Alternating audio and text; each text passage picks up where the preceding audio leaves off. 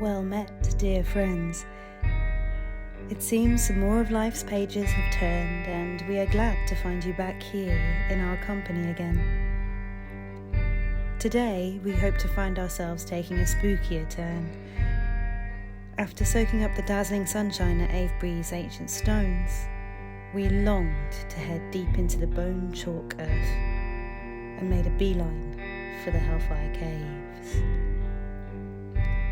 Dug into a hill beneath the Church of St. Lawrence and the delightfully oppressive Dashwood Memorial, which looms exactly as immortalised in To the Devil, a Daughter, the site promises ghosts, murder, satanic rites, and even a cameo from Benjamin Franklin. There is a welcoming team of staff in the cafe cum gift shop, and a fun array of merchandise available to take home as a memento of your trip. I bought a really great cheap bat ring, which I will post up on my Instagram. But anyway, back to the caves. Under the Gothic arch, we enter through a turnstile that is operated with a special token, fit for the chilly hand of the River Styx ferryman. There is a really well-judged amount of informative interpretation throughout the caves, including a great summary of the most haunted excursion in 2004, and some adequately uncanny mannequins portraying different characters from the site's past. Carved faces swim in the darkness, staring enigmatically out from the chalk. Myriad statues of Aphrodite and the like are dotted around like classical porno that you can imagine tipsy revellers getting heated with, much as they were recorded to have done in ancient Roman pleasure gardens, to be fair. There was a much more overtly misogynistic undertone than I had expected. Overall, it seems that women down here were not expected to challenge the established order.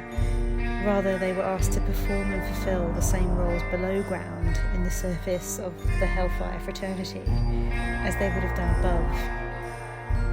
I found myself yearning to see even one sculpted vulva or pale shoe in a gig hidden in the rippling white walls.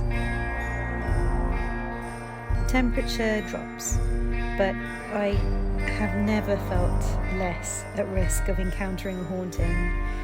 I will concede that in the proper dark and quiet, once the crowds have headed home, I may be more susceptible to a ghostly thrill.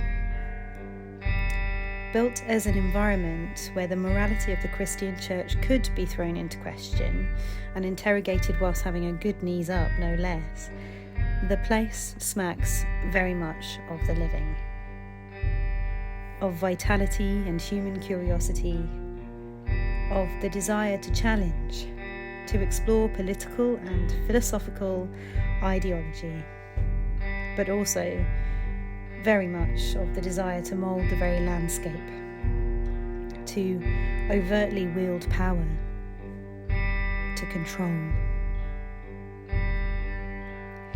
Back up in the heat and the sunshine, we watch an excited group of children get ready for the Harry Potter themed party that they are about to descend into, and I can understand their keenness